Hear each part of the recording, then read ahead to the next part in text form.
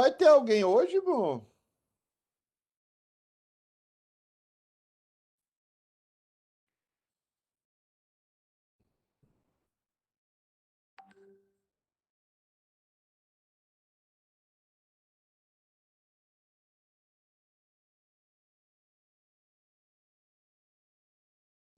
Hoje nós temos dois alunos. Que bênção. Época de eleição, né? Três alunos.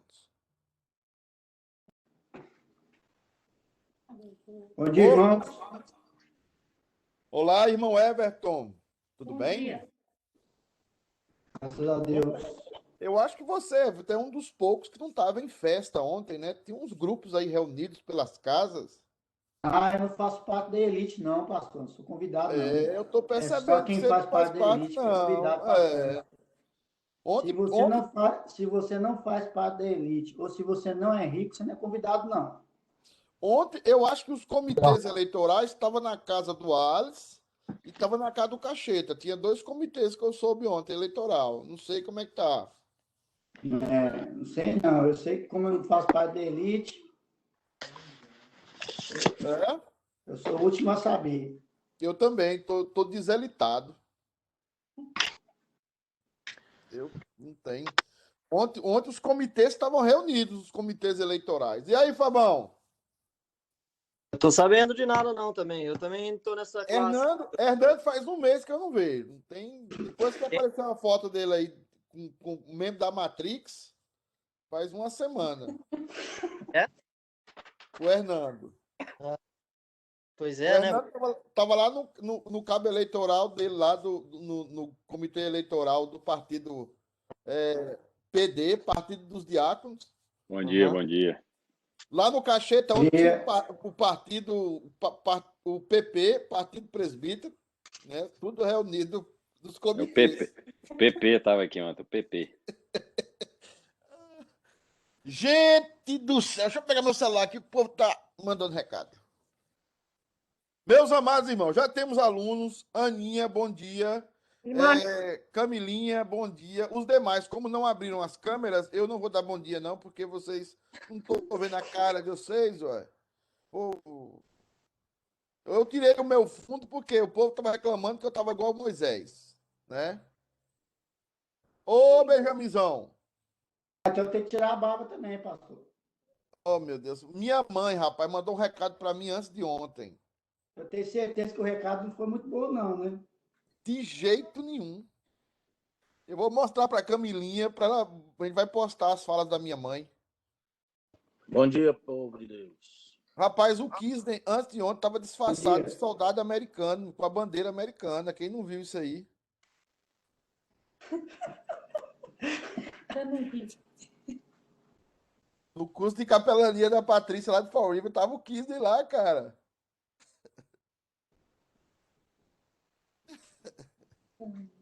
Ele tá com o microfone fechado. Os demais que estão chegando, se puder abrir, né? Hoje é dia de eleição na igreja. Ah, os irmãos estejam em oração, tá? O Fábio ali tá com V da vitória já. Tá igual o Dória, né, Fábio? Acelera São Paulo. Ah, o pastor, Não, você não. vai arrumar a briga, pastor. Fala do Dória, Não não. associa, Ai, não, Ó, fica feio. eu prefiro que o senhor fale do Flamengo do que do Dória. sobrou pra Flamengo mim, viu? ontem, rapaz, eu vou te falar, o Flamengo ontem me deu raiva. Só ontem. Só ontem. Ah, Olá, Nilma, tudo bem? Bom dia, tudo bem? Bom dia, dona Nilma. Saudades. Me too. Bom dia, Everson. Eu não sei se o Everson está no avião, está no sofá, não sei onde é que ele está, não. ele tá Não, sentado bom na dia, cadeirinha do sofá. vovô. Eca, tem uma Hã? mosca. Ele tá sentado na cadeirinha do vovô. Irmãos, vamos lá então. Hoje uma aula mais light. Nós temos eleição daqui a pouco lá na igreja.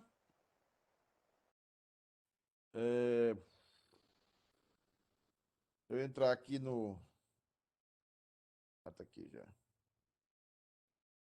Compartilhar. eu acredito que até o meados de abril nós estaremos já ah, com as classes físicas na igreja. Vou ver como é que vai fazer isso aí a partir da semana que vem. Ver com um novo conselho aí. Vai ser eleito hoje. Pastor, só queria fazer Hum, uma observação aí. Fiquei muito feliz aí eu ver a notícia no grupo. Às vezes, alguns dos irmãos que estão aí não estão sabendo, mas são 40 pessoas na classe de novos membros, né? agora eu acho que vai ter mais.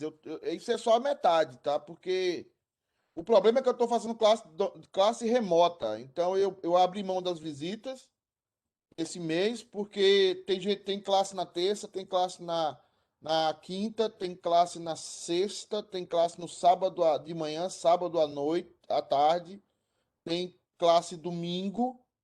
Então, são classes remotas, então é complicado todo mundo encaixar. Mas já é Mas, muito bom, né, pastor? 40 pessoas, já é uma mas vitória já. nós temos visitantes que estão visitando a igreja, estão bem encaminhados. Além desses 40, tem mais 42, que seria aí 82 pessoas que a gente tem que cuidar. Amém. Mas assim, eu vejo que vai num bom caminho, vai num bom momento. Gente, vamos lá então. Nós estamos falando, eu acho, do credo de Atanásio. Desculpa aí a palavra, quem não estava na última. O credo de Atanásio é um dos credos mais antigos da igreja. E o credo de Atanásio vai falar muito sobre a Trindade e sobre Deus. Eu queria pedir para o Everton orar para a gente, para Deus nos abençoar nesse processo. Senhor nosso Deus, nosso Pai, eu quero te agradecer, Senhor, por mais um dia que o Senhor nos deu. Amém. Agradecer pelo privilégio que nós temos, meu Pai, de ser seus filhos, de te servir, de aprender da sua palavra. Quero que o Senhor esteja à frente nesse processo de eleição que nós vamos ter hoje, meu Pai. Te peço que o Senhor esteja falando pela nossa igreja, meu Pai. Para o que for decidido ali, né? Para a honra e glória do seu nome, Senhor. Amém. Nós, não para a nossa glória. Abençoe as pessoas que vão estar à frente nessa eleição, meu Pai. Amém. Que o Senhor esteja usando elas. E abençoe a vida do nosso pastor também agora nesse estudo que nós vamos fazer, meu Pai. E que a sua palavra possa ser semeada em terra fértil, meu Pai. É o que eu te peço, Senhor, em nome do seu Filho Jesus. Amém. Amém. Vamos então, irmãos, ler aqui o credo de Atanásio e fazendo os comentários ao lê-lo, né? Nós já lemos a semana passada algumas coisas do credo e gostaria de continuar lendo essa semana, né? Nós lemos essa primeira página aqui e eu quero deixa eu só tirar aqui. E eu quero com vocês ir comentando, e Atanásio vai tocar muito sério. É um dos primeiros documentos da igreja cristã que aprofunda esse tema da Trindade, que era uma coisa que antes não estava tão aprofundado. E Atanásio, que foi um dos grandes heróis da fé, principalmente lá no começo da igreja, quando ele defende a divindade de Cristo, no começo da era cristã, foi um marco na história da igreja, porque ele consegue gerar todos os argumentos, entendendo que Jesus Cristo é da mesma substância que o Pai e da mesma substância que o Espírito Santo. Isso foi uma revolução, porque muitos já estavam seguindo outros hereges da igreja que diziam, principalmente Ário, né, que dizia que Jesus Cristo era criado, que Jesus Cristo ele era de alguma forma Ário é o pai dos testemunhas de Jeová, que dizia que Jesus Cristo era criado, era uma criatura especial, mas que ele era criado. Então, isso foi muito importante para nós. Às vezes a gente se apega muito em emoção, se apega muito em sentir coisas emotivas na igreja, mas não se apega muitas vezes naquilo que é a nossa base teológica. E a nossa ideia, estudando sobre o ser de Deus, é que a nossa base teológica ela seja fortalecida. Nós já lemos esses 4 pontos, mas eu quero fazer uma menção, já lemos isso, sobre o ponto 4 do Credo de Atanásio. Ele diz o seguinte: sem confundir as pessoas, nem separar a substância. Eu quero que vocês gravem isso. Gravar esses princípios livra você de muita heresia. Você não pode confundir as pessoas da Trindade. São 3 pessoas separadas, tá? Não são 3 pessoas misturadas. São 3 pessoas separadas, mas que possuem uma só substância. Que eles possuem somente uma substância. Então, quem são as pessoas? O Pai, o Filho e o Espírito Santo. Essas pessoas, elas têm uma substância que as compõe. Que substância é essa, pastor? A divindade. A divindade. Elas são o único Deus. E a frase está correta. No português está errado, mas teologicamente está correto. Elas são o único Deus. Então eu quero passar a segunda página, que aí a gente já vai continuar, que diz o seguinte: mas uma só é a divindade, né? O Pai, mas uma só é a divindade do Pai, do Filho e do Espírito Santo. Igual à glória e coeterna à majestade. Por isso, muitas vezes, na igreja, nós perdemos a capacidade de adorar o Espírito Santo. Perdemos a capacidade de adorar o Pai. E nós temos que adorar todos eles. Nós temos que adorar o Filho, nós temos que adorar o Pai e nós temos que adorar o Espírito Santo. Eles são Deus. Eles são dignos de adoração. Eles formam um único Deus verdadeiro, indivisível. E temos que adorá-los, tá? Como único Deus, não como 3 deuses, ou 2 deuses, um único Deus. Qual como é o Pai, tal é o Filho, tal é o Espírito Santo. A outra palavra importante, aí está em vermelho. O Pai é incriado, o Filho é incriado e o Espírito Santo é incriado. Eu e você somos criados. E aqui a nossa mente tem uma deadline. E aqui a nossa mente tem a gente para, a gente topa com um limite. Porque todos nós, em algum momento, passamos a existir. Teve algum momento na vida que o Everton não existia. Tinha algum momento na vida que a Nilma não existia, que o Everson não existia, que o Marcos Cacheta não existia, que o Hernando não existia. E nós passamos a existir. Então, para nós, há um começo de existência. Aí, quando nós olhamos para Deus, nós temos que perceber que ele não é criado. E essa foi uma grande discussão da igreja, principalmente por Ário. Ário entendia que Jesus tinha sido criado. Então, Jesus era a primeira criação de Deus, a mais especial das criações de Deus, mas que Jesus era criado. E quando nós olhamos aqui para a palavra de Deus, quando nós olhamos para Jesus Cristo, e quando nós entendemos que ele é Deus e é digno de adoração, nós temos a certeza que ele é incriado, tá? Jesus é incriado. Essa expressão, eles não são criados, eles não são criaturas. Ninguém os fez. Eles sempre existiram. Eles existem eternamente e existem no presente. Como é que a gente consegue conceber isso? Não consegue, tá? Quando a gente já estou dando uma pincelada aqui em atributos comunicáveis e atributos incomunicáveis de Deus, tá? Não dá para comunicar, ok? E aqui nós temos alguns adjetivos para Deus. Ele vai dizer o seguinte: o Pai é imenso, o Filho é imenso, o Espírito Santo é imenso. A palavra imensidão é muito usada para Deus antigamente. Hoje se perdeu muito essa palavra, mas a palavra imenso tem a ver com a onisciência de Deus e a onipresença de Deus. Deus está consciente em todos os lugares de uma forma completa. Deus está presente em todos os lugares de uma forma completa. Deus está aqui comigo, do meu lado, dentro de mim, de uma forma completa. Deus está aí do seu lado, dentro de você, de uma forma completa. Deus está fora da sua casa ou no outro quarto, presente, de uma forma completa. Não são pedaços de Deus. Onipresença não é pedaços de Deus em todo lugar. Essa expressão foi usada mais recentemente. Mas antes a expressão usada era sempre imensidão. A imensidão de Deus.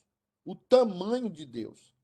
E Deus é imenso. A palavra imenso significa Deus é tão grande que não se pode medi-lo. Não tem como medir a Deus. Por exemplo, qual é a altura do Everton, por exemplo? Alguém diz, eu acho que é 1,39, né? Não? 1,46, né? Ele vai brigar comigo daqui a pouco. 1 e quanto? 25. Não tem parque, tem jogos na Disney que você não pode entrar não, tá? Tem lá falando que não pode não, tá? Você vai cair lá. Não fui Então, assim, ainda. hã? Não fui ainda. Talvez eu vou crescer mais um pouquinho. Então, assim, o tamanho do Everson é 1,60 m, sei lá. E o tamanho de Deus. Então, para isso, os teólogos usam a expressão imensidão, né? E aí ele vai usar uma outra expressão aí que Atanás está usando, o 10, o Pai é eterno, o Filho é eterno, o Espírito Santo é eterno. Ô Claudete, abre seu microfone aí, você que está de rosa com esse headphones aí, parecendo um adolescente. Claudete, o que é eternidade para você? Tá me ouvindo? Tô. O que é eternidade? É. Coisa simples. O que é eternidade? Você Eu já não usou sei se essa eu vou. expressão? Já usou essa expressão alguma vez? Eu sempre falo com as minhas filhas, e às vezes eu até comparo com elas, que o que a gente vive aqui nesse mundo é pequeno diante da eternidade que a gente vai ter. Aí Certo. não tem fim, uai, é uma coisa eterna, não tem fim. Não, tá errado. Ó, então eu não sei. Infinitude não tem fim. Presença constante de Deus. Também tá errado. O que é eternidade, gente? Olha como eu me preocupo com termos. Porque eu tô vendo um negócio aqui de amor agora na internet. É amor pra cá, amor pra lá. Aí eu só faço a pergunta: o que é amor? Porque a gente tem que definir a palavra que a gente está usando. O que é eterno? O que é uma coisa eterna? Não É tem, diferente de uma coisa infinita. não Não tem, tem um princípio, começo, não tem sempre princípio existiu. e não acaba. O Wilson, cadê o Wilson? Aqui estou. Eternidade é aquilo que não está sujeito ao tempo e ao espaço. Dá para memorizar isso? O que é o eterno? É aquilo que não está sujeito ao tempo e ao espaço. Por que você fala de eternidade? Você fala aquilo que não tem fim. Você está contando. É uma coisa que começa e não acaba. Isso não é eternidade. Você fala, eternidade é aquilo que nunca começou. Também não está contando errado, está contando. Então não tem a ver com eternidade. Eternidade tem a ver com aquilo que não está submisso, subjugado ao tempo e ao espaço. Eu e você estamos subjugados ao tempo e ao espaço. Todos nós. Nós temos um tempo. Nós temos. Pastor, Oi. se falarmos então que a eternidade ela não tem início e fim, está errado também, então. Tá porque você está colocando tempo. Quando você coloca tempo, você não pode falar eternidade. Quando você coloca tempo, você vai falar de infinitude. Infinito. Infinito é algo que começou e não termina. Aí é infinito, tá? Eu sempre pensei que era porque não tinha começo, né? Não tinha um atributo para o começo e para o fim. Sim, aí você está falando outra coisa. Aí você está se aproximando, tá? Mas o que eu estou colocando é o seguinte: pense na vida sem tempo. Pastor, Sim. Deus é eterno, o Espírito, o Filho é eterno e o Pai é eterno. E Sim. quando nós estivermos na glória com Deus, Nós já nós seremos estamos, eternos? né? Para Deus nós já estamos. Isso. Aí nós seremos eternos também. Porque enquanto Não, estamos. não. Sim, você vai ter a vida eterna. Aí você está Ah, vida eterna. O que é a vida eterna? Você passou a existir? Passou. E como é que você vai ter vida eterna? Você vai estar num estado onde não tem mais tempo nem espaço, tá? O espaço não é uma limitação e o tempo não é uma limitação. Então, essas questões que nós usamos palavras que não definimos. Então, tempo não é o tempo é um problema para nós.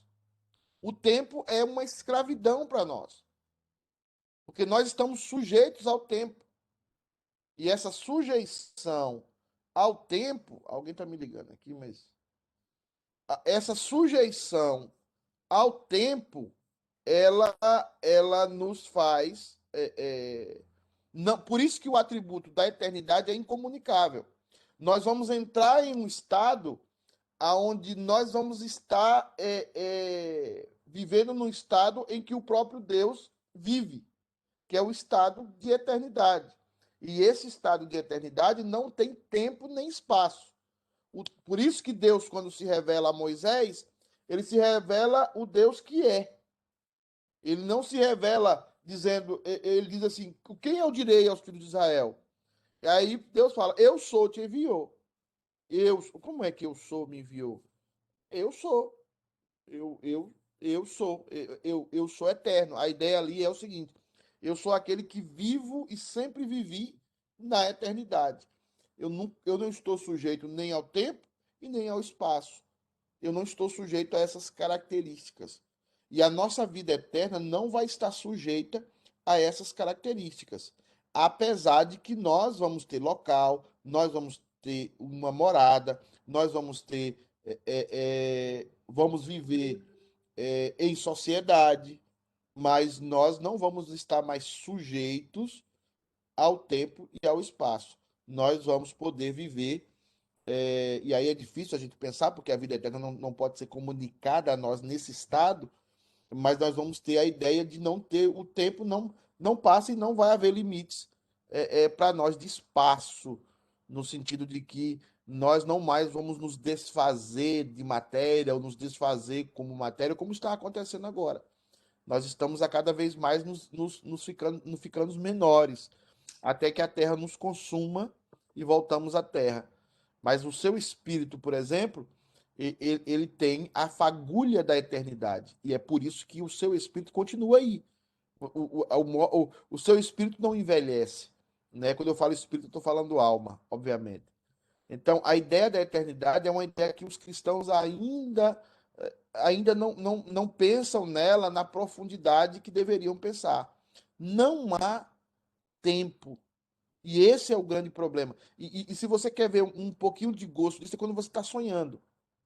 Às vezes você está sonhando e você percebe a falta de tempo no sonho e você percebe a falta de espaço. Às vezes você está num rio, daqui a pouco você está numa casa. Tudo dentro de um sonho. O sonho é a fagulha da eternidade. O sonho é você experimentar em alguns segundos ou em um minuto a fagulha da eternidade. É algo que não está sujeito ao tempo e ao espaço.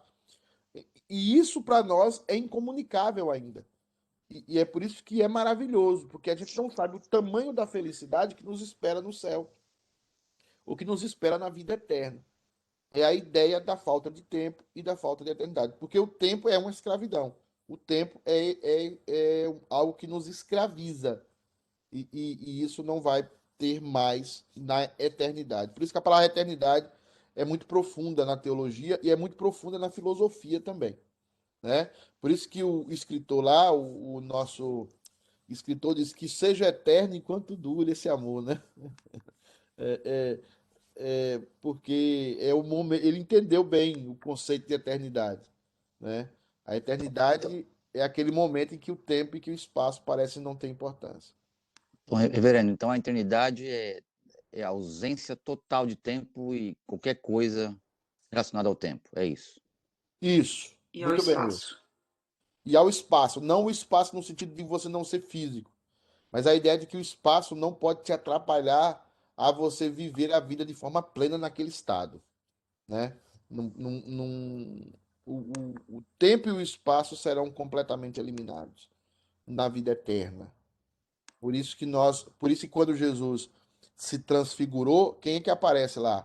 Aparece Elias e Moisés, fora do espaço e fora do tempo, porque não há tempo.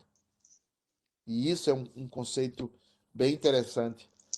Não é que o tempo não exista na ideia de que os relacionamentos não tenham sucessividade. Não é isso. É que o tempo não pressiona você nem aperta você. Por exemplo, quando você lê Apocalipse, o que é que você lê em Apocalipse? João viu os eleitos em Apocalipse. Então, para Deus, e aí é um conceito difícil para nós, para Deus, Deus está lá no Éden, na queda de Adão, Deus está na crucificação de Jesus, e Deus já está na consumação dos séculos. Deus não olha para isso como uma coisa assim ué, não, para Deus tudo isso está acontecendo agora. Se é que a gente pode usar a palavra agora para Deus. Porque não tem tempo para Deus. E isso para nós é impressionante. E é mesmo. É a eternidade. Deus já vê tudo de uma vez só. Por isso que não podemos nos esquecer desse atributo que é incomunicável a nós, de um Deus que vive na eternidade. E perceber esse Deus é terrível para nós ou é consolador. O saber que a sua vida, que a minha vida, que a nossa vida está nas mãos desse Deus. Nós vivemos hoje sujeitos ao tempo e ao espaço, mas em algum momento nós não viveremos mais sujeitos ao tempo e ao espaço. E se chama vida eterna. Ainda que vamos ter local, que vamos ter, entre aspas, espaços, mas não vamos estar sujeito a eles como estamos sujeitos hoje ao tempo e ao espaço. Vamos seguindo, se você quiser perguntar, abre o microfone ou escreve.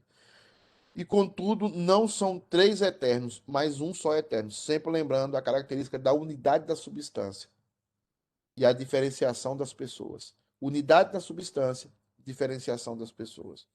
E essa é uma coisa interessante, assim, você que está me escutando. Essa unidade Deus cobra da igreja.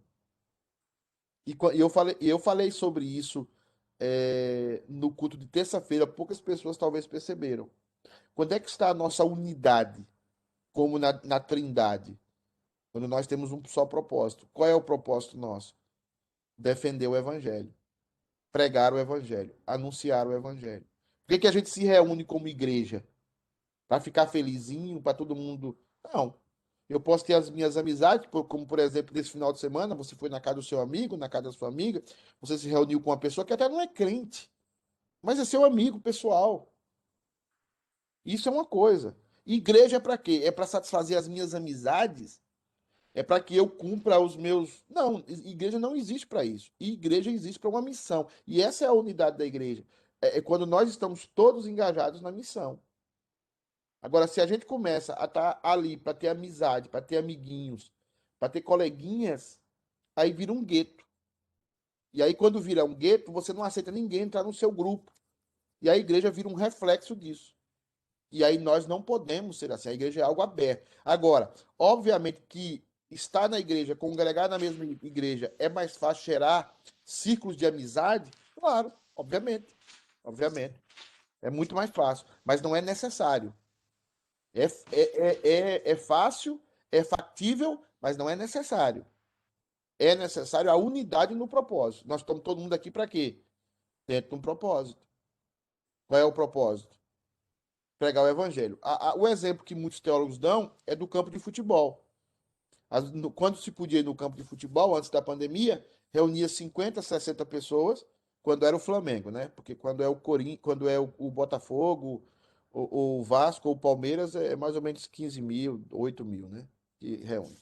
Mas assim, você vai lá no estádio, tá 50 mil torcedores. Você conhece todo mundo? Não conhece. Você é amigo de todo mundo? Não é. Mas vocês estão ali para quê? Para torcer pro time de vocês. Então, é isso que tem que entrar na nossa cabeça. É isso que tem que estar na nossa cabeça. Agora, ali no momento que você está ali, a amizade pode surgir? Pode.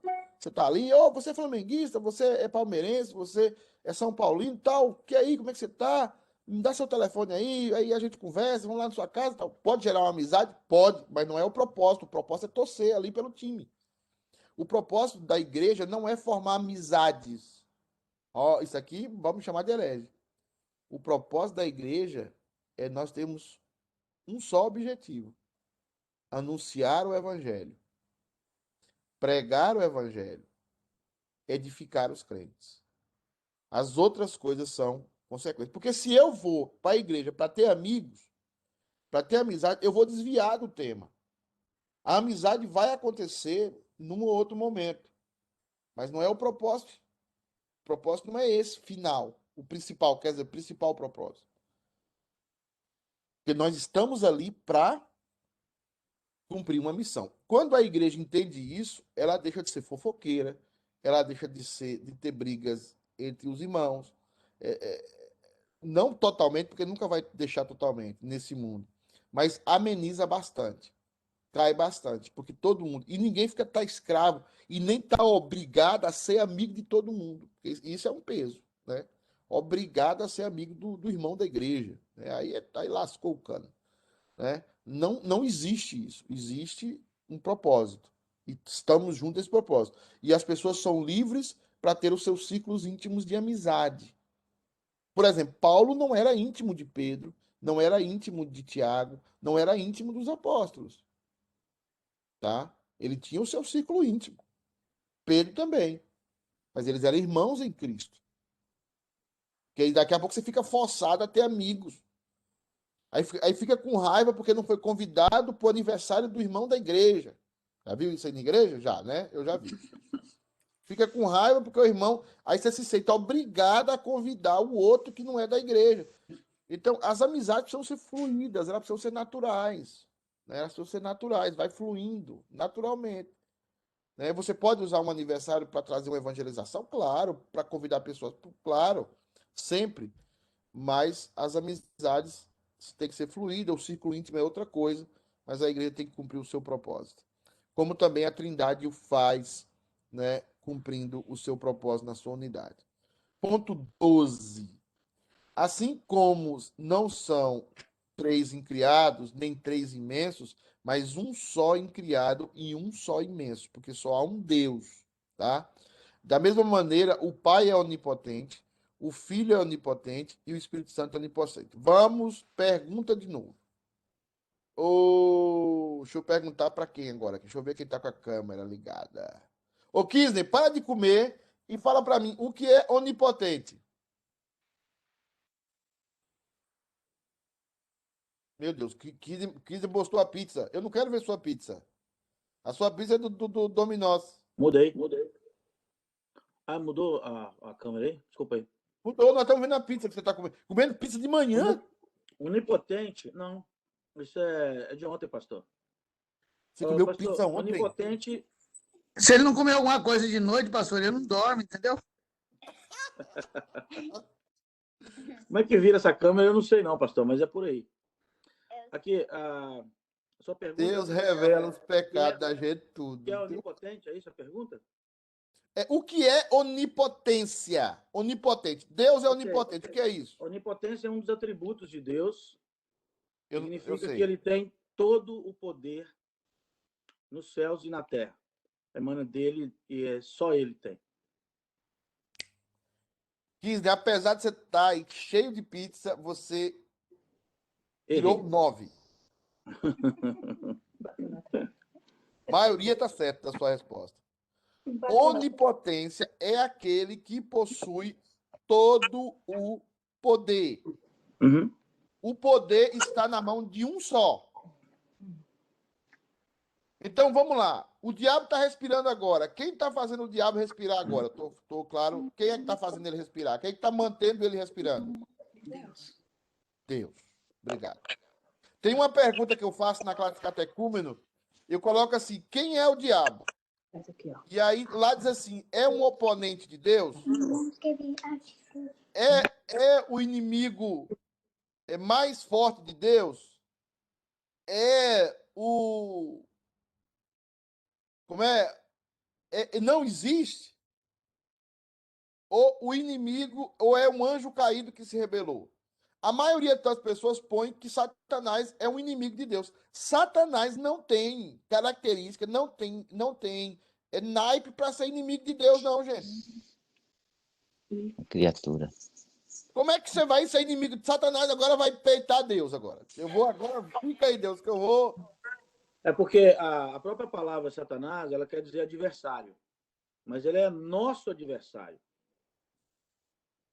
Perfeito, Kisney, isso mesmo. Muito bem. Você está estudando, né, Kisney? Estudou Às vezes, bastante aqui, né? E você está parecendo aquele Ernesto Araújo lá, que o povo quer mandar embora lá do Bolsonaro. Tá? Pastor, Ah, então Satanás seria o anjo caído que foi expulso. isso. Satanás é o anjo caído. Que Satanás foi não é expulso inimigo de Deus. Não, Deus não tem, ele ser inimigo. Deus não tem Ele não- inimigo. Porque Deus é maior do que tudo. Quem vai ser inimigo dele? Exato. Mas é Então um ele foi o conceito que a gente não tem.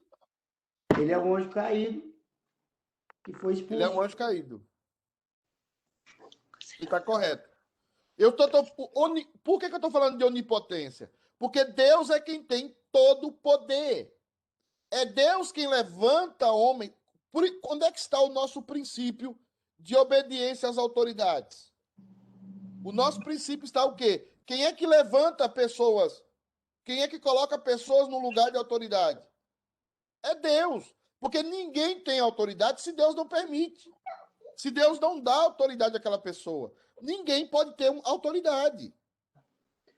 Hoje nós vamos ter eleição. Se vocês votarem, nós oramos, e a decisão dessa eleição vai ser a decisão que Deus quer. Aí você fala assim, mas esses presbíteros, esse pastor, ficou ruim demais para essa igreja. Né? Ruim demais para essa igreja. Aí você vai falar, não foi Deus que escolheu. Foi! Foi Deus que escolheu para juízo. Porque toda autoridade provém de Deus. Quando nós usamos a palavra onipotência, nós estamos dizendo que toda potência que existe no mundo, e essa palavra é uma palavra muito usada na teologia, todo ser que possui a capacidade de potência, de realizar atos, essa potência está atrelada a Deus. É Deus quem libera e é Deus que não libera. E Deus fala através da igreja. E pelo que eu entendo, ele dá à igreja o que a igreja está precisando ou está merecendo naquele momento. Sim, Então, aí, sim. Ou que não está merecendo. Porque aí hoje você vai ter lideranças boas ou ruins. É claro, Deus pode usar de misericórdia, porque nós sempre merecemos coisas más. Tá? O que nós merecemos é más. Às vezes Deus dá o que merece mesmo. E às vezes Deus não dá.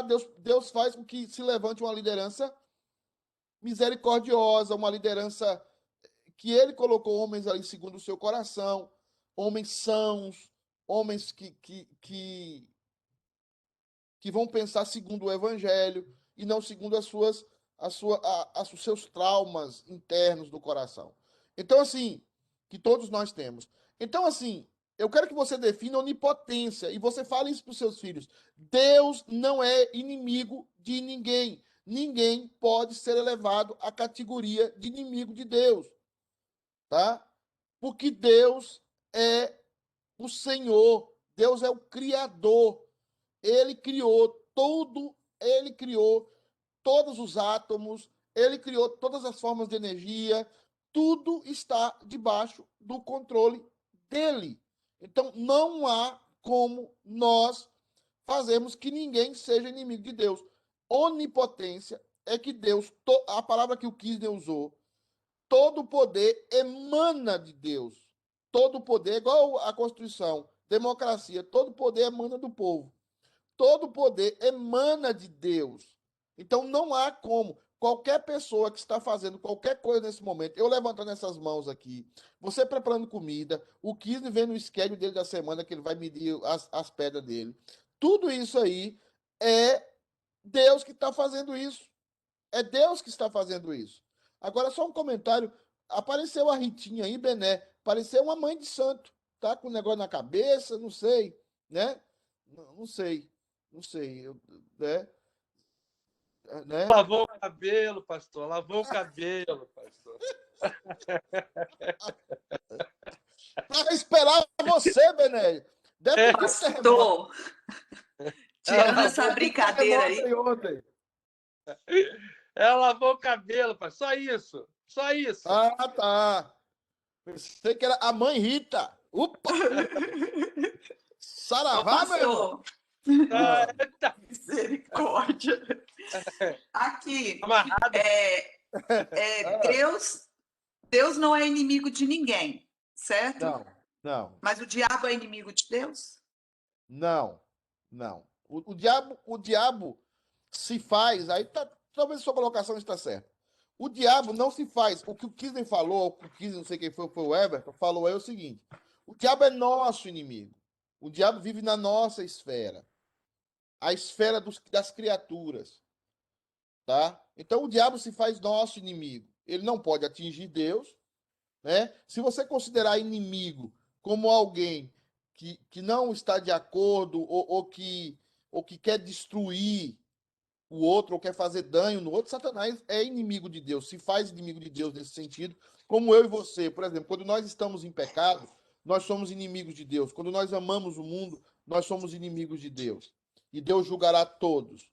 Pastor. Mas quando eu falo na esfera de inimizade, quando eu falo na esfera de ser inimigo, é de alguém que está no mesmo patamar de Deus, está travando uma briga com Deus, e Deus agora está sofrendo para ter que reter os avanços de Satanás. Isso não existe. Isso não existe. Alguém me No chamou caso aí? ali. Sim, pode falar, Pastor. Claudete. Posso falar, Cacheta? Eu acho que Pode. depois de Claudete é Cacheta. Meus quadrinhos estão muito pequenos aqui, eu não vi o que foi o Cacheta. Tá, deixa eu fazer uma pergunta aqui, então. No caso ali, quando Jesus foi tentado, o diabo queria... ele estava tentando Jesus, que era Homem. Deus. Homem. Ah, tá, Jesus homem. Jesus homem. Já fiz essa observação nas aulas passadas. Sempre Jesus, você tem que separar Jesus. Sempre você tem que olhar Jesus com cuidado quando você olhar Como para ele. homem. Jesus tem duas naturezas.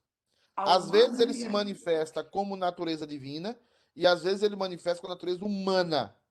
Na maioria das vezes que ele estava aqui é humano. Ele precisava ir para aquela situação para provar para a humanidade que Adão teria como dizer não a Satanás. Só que por que Adão é culpado e toda a raça humana é culpada? Porque em condições muito melhores que a de Jesus, Adão foi tentado e caiu. Ele foi tentado no jardim do Éden, podemos comer todas as frutas. Ele foi tentado num ambiente completamente diferente de Jesus. Quando Jesus vai para o deserto, é um ambiente completamente. Jesus está com fome, Jesus está num sol escaldante, Jesus está só. E lá no Éden era completamente diferente. E mesmo assim, Jesus, com as mesmas condições de pressão e temperatura, ou mais agravadas do que Adão, ele conseguiu resistir às tentações de Satanás. O que ele está dizendo? Adão podia ter resistido. Por isso que ele é culpado. Por isso que a humanidade é culpada. Porque eles poderiam ter resistido. Jesus, naquele momento, não estava usando os seus superpoderes. Ele estava como um homem mesmo. Cacheta. Ok. A tentação de Jesus também.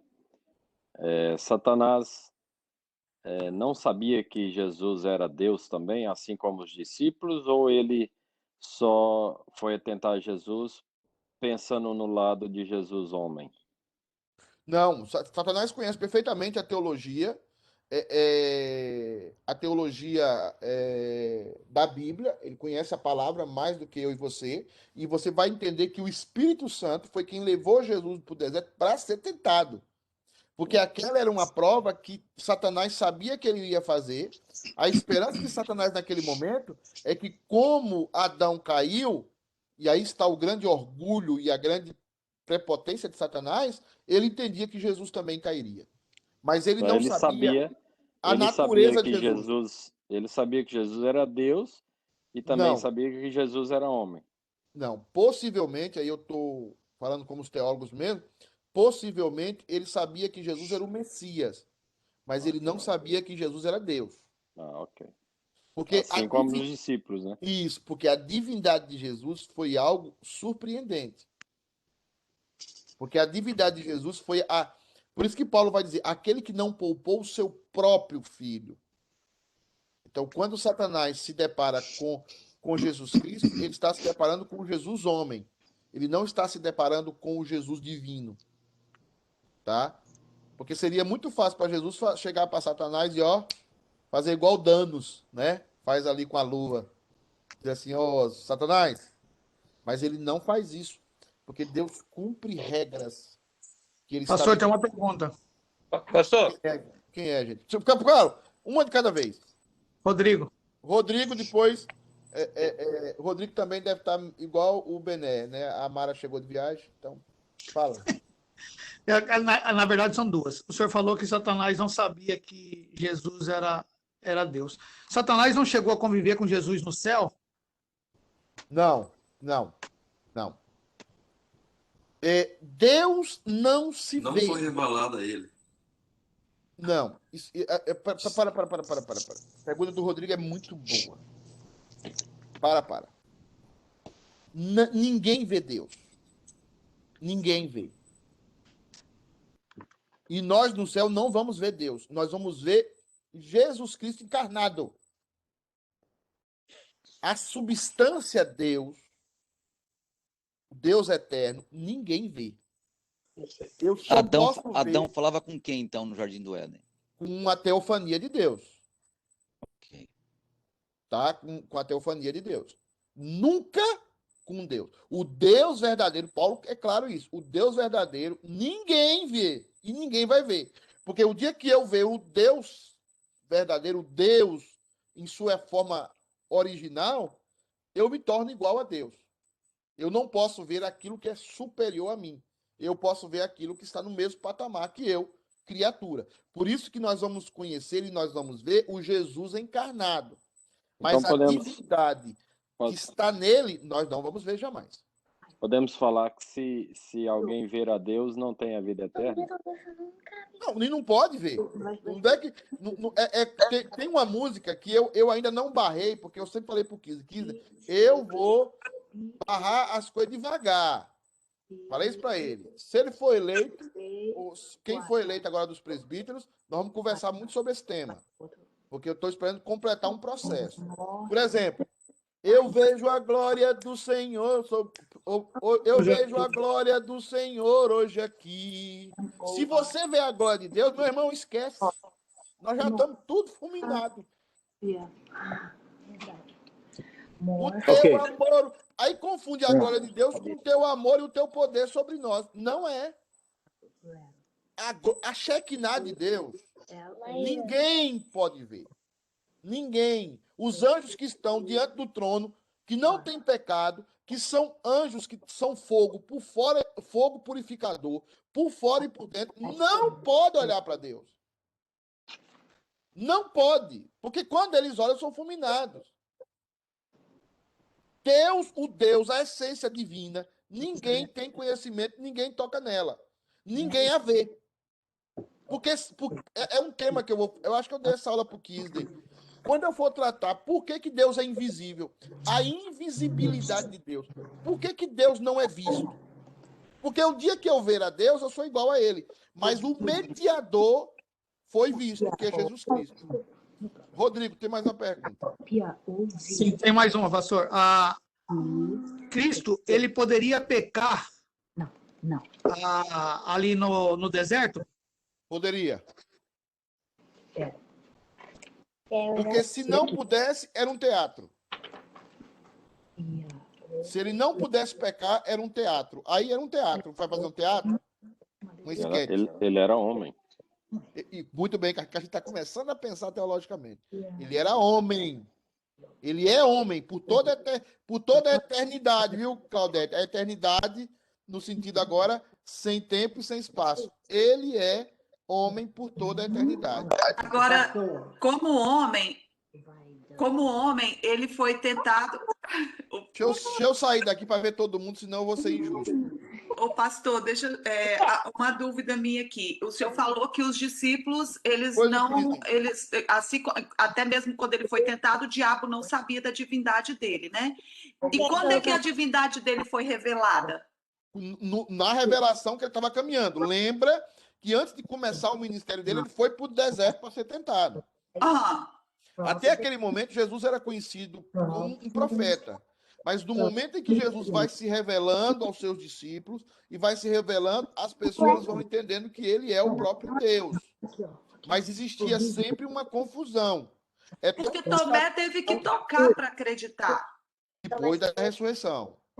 Aí é outra coisa. Depois da ressurreição.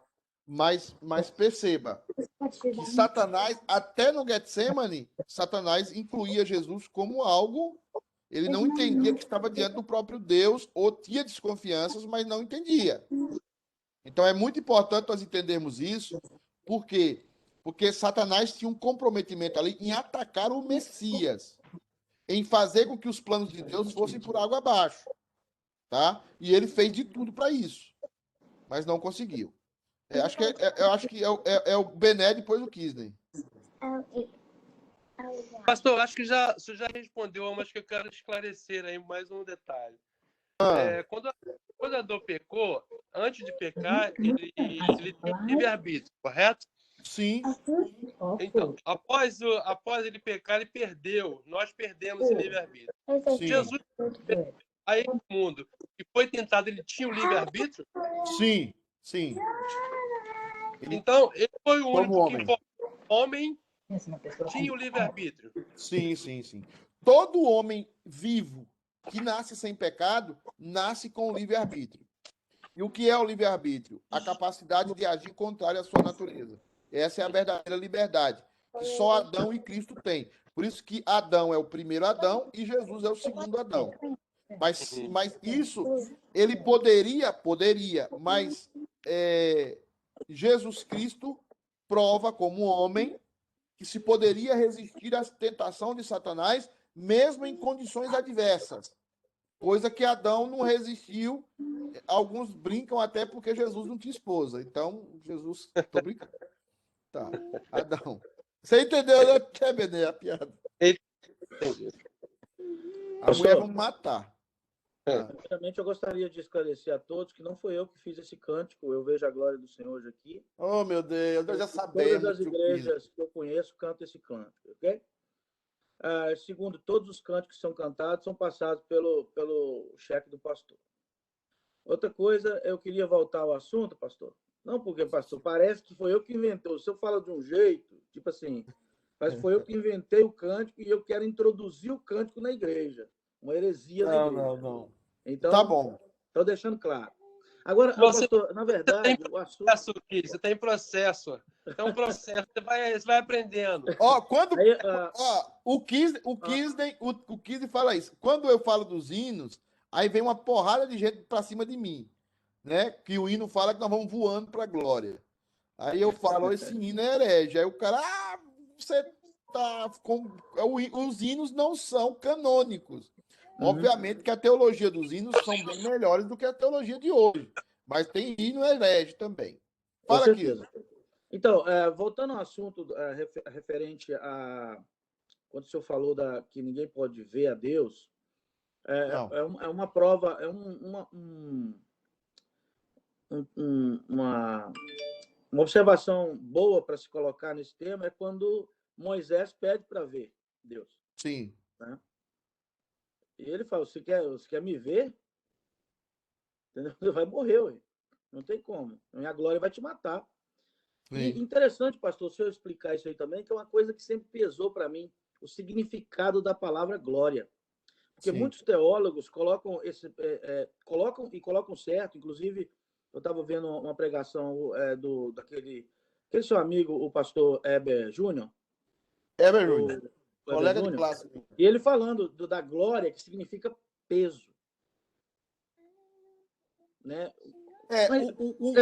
A definição dele é uma definição, a definição dele é uma definição da nova escola, mas a definição da palavra doxa, que é a palavra glória significa o conjunto de atributos de um ser, no caso de Deus, um conjunto de atributos de um ser que é tão infinito, que é tão profundo, que ela chega a brilhar.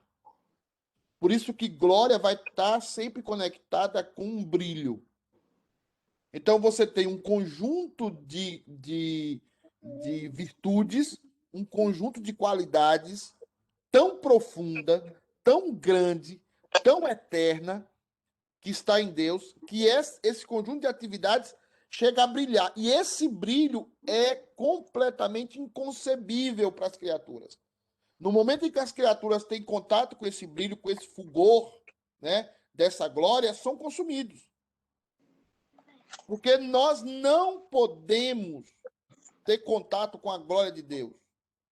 Só quem tem contato com a glória de Deus é o Pai, o Filho e o Espírito Santo na divindade. Né? Agora, Jesus tem duas naturezas, que o Cacheta começou a falar. Jesus tem duas naturezas. A natureza divina e a natureza humana. Elas são o quê? Elas são hipostáticas. Elas são juntas, elas são inseparáveis, mas elas não se misturam.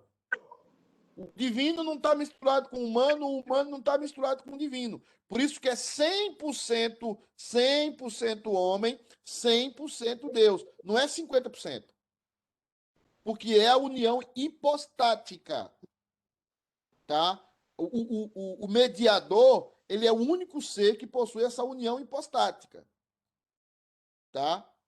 E sempre a comunicabilidade dos dois é comandada pela divindade. Por isso, quando se pergunta a Jesus Cristo como mediador, eu não sei o dia da minha vinda. E o mediador nunca sabe mesmo. Ele não estava mentindo, ele não estava inventando lorota, ele não sabe. E até hoje ele não sabe. Eles, só no dia que a divindade disser para ele, é a hora. É a hora agora. Ninguém sabe, só a divindade. Então, nós temos que aprender a olhar Jesus sempre com as duas naturezas. Se não olhar Jesus com as duas naturezas, vai endoidar. Porque tem momento que Jesus está lá, o povo quer matar Jesus, está no meio da multidão, e Jesus pega e sai no meio da multidão ali, e o povo quer matar. E Jesus sai no meio, caminhando. Não é hora de eu morrer, não. Ele não podia ter feito isso com Herodes, não podia ter feito isso com um monte de gente? Podia. Mas por que ele não fez? Porque ele se entregou. Eu e você não temos condição de entregar a nossa vida para ninguém. Por exemplo, eu vou dizer assim, Fabiana, te dou meu coração. Aí daqui 2 segundos eu morro de ataque ao coração. Eu, bato, caio para cima igual pinto com as pernas para cima quando morre na chuva. Acabou. Pastor, o senhor falou aí que Jesus homem não sabe a volta. Isso aí vai quando chegar a hora, o Jesus divino vai falar, vai saber. Aí é onde vai haver a comunicabilidade. Isso, vai a comunicabilidade.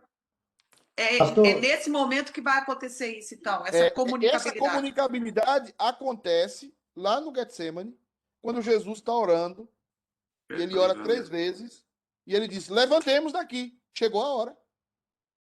E Pedro, doido, e todo Pedro é doido, cortou a orelha do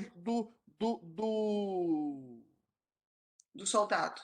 Do soldado, ele foi lá, olha como as naturezas, elas estão ali em constante movimento dinâmico. Ele pega a orelha do soldado e cola. Porque a natureza divina já tinha comunicado a natureza humana através daquilo que Deus deve falar com a gente sempre. É a oração.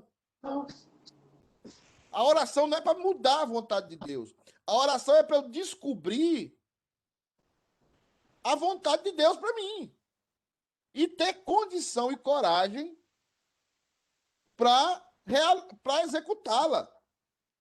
Então, a humanidade de Jesus estava orando. Senhor, como é que Deus vai orar? Pai, se possível, parte de mim esse cálice. Não era o Jesus Deus. Era o Jesus homem. O Jesus homem teve sono. O Jesus homem teve fome. Mas o Jesus Deus aparecia. E ele falou, chegou a hora. E foi, levantou e foi. Quando ele estava naquela cruz, ele estava como Jesus homem. Eli, Eli, lama sabachthani. Deus meu, por que agora eu não tenho contato com a minha divindade? Ô, pastor, Ele morreu. eu sei que a gente está passando do tempo, só uma última pergunta, porque eu já entendi isso bem a respeito do anjo caído. Então, quer dizer, eu não posso falar que Deus me tentou. Eu posso dizer o que acontece, que o diabo, ele me tenta através do pecado da minha natureza pecaminosa, que eu tenho no meu coração, que quando eu me afasto do Espírito Santo, que o Espírito Santo não está em mim, esse pecado vai sair, esse pecado vai se manifestar em mim, e aí o diabo eu vou cair na tentação. Então, eu como Você homem... não precisa, eu tenho que sair. Você não precisa de Satanás para pecar. Guarda isso aí. Você não precisa de Satanás para pecar. Você pode fazê-lo só. Mas Cada um é tentado pela sua própria cobiça, quando essa o atrai e o consome, tendo sido consumido, dá luz ao pecado. Tá? Satanás não Deus não tenta ninguém, Deus não pode ser tentado por ninguém. E todos têm essa cobiça. E todos têm, todos que caíram têm. É o Espírito Santo. O anjo está me pedindo aqui, mas o que acontece é o seguinte: quando você diz assim, eu nunca cobicei coisas grandes, está mentindo. Eu nunca cobicei isso, está mentindo. Os 10 mandamentos, você e eu ali estamos totalmente contra. Você está mentindo. Eu nunca quis trair a minha esposa, está mentindo. É o primeiro passo para você trair. Quando você diz para Deus, não é para sua esposa, para Deus, tem coisa que não diz para ninguém. Lá no seu quarto, de joelho, Senhor, às vezes eu quero trair minha esposa, me perdoa. Aí você ganha força para não trair. Eu sou um bom pai, eu nunca erro como pai. Aí você vai ser um pai desastre. A confissão do que você é, mesmo não tendo realizado, faz de você forte diante das tentações. Não imune, mas forte diante das tentações. Deus não tenta ninguém. Deus não tenta ninguém. Cada um é tentado por si próprio. Satanás se alimenta da nossa carne. Satanás se alimenta da nossa concupiscência. Agora, o pecado de Adão ficou marcado, passou de geração em geração, porque Adão não tinha concupiscência dentro dele. Aí que está o livre-arbítrio. Quando a concupiscência não está dentro de nós, aí aparece o livre-arbítrio, a liberdade de escolher sim ou não. Mas quando a concupiscência está em nós não temos escolha não, nós só podemos pecar. Está lá em Agostinho, só pode pecare. Mas quando o Espírito Santo coloca em nós, acho que o Calexeta colocou uma coisa aqui sobre o Espírito Santo. Quando o Espírito Santo entra em nós, começa a trabalhar uma nova natureza. E aí nós temos a capacidade de caminhar por a natureza de Cristo ou a natureza caída. Tá? Agora eu tenho que ir embora. A gente continua esse assunto na próxima semana. Fabiano está aqui já cortando a minha cabeça. Vai ter aula de catecúmenos hoje? Não vai ter aula nenhuma hoje. Tá? Ok. Não tem aula nenhuma hoje. Hoje só tem 6 horas o culto. Wilson, puder chegar às 5 por causa do som, seria uma benção. 5, que é 1 hora antes, nós vamos organizar tudo. Nós temos 100 inscritos para a Assembleia, 100 inscritos para a Assembleia. Vão ficar 85 pessoas e nós arrumamos um lugar para mais 15. Vai ser num só local, guardando a distância de 6 feet. Tá? Tchau. Feliz Natal. Tchau. Tchau, obrigado. Por favor. Tchau, obrigado. Tchau, obrigado. Bom dia a todos. Bom dia. Bom dia a todos. Tchau, até Valeu, mais tarde. Beija. Tchau. Dia bom.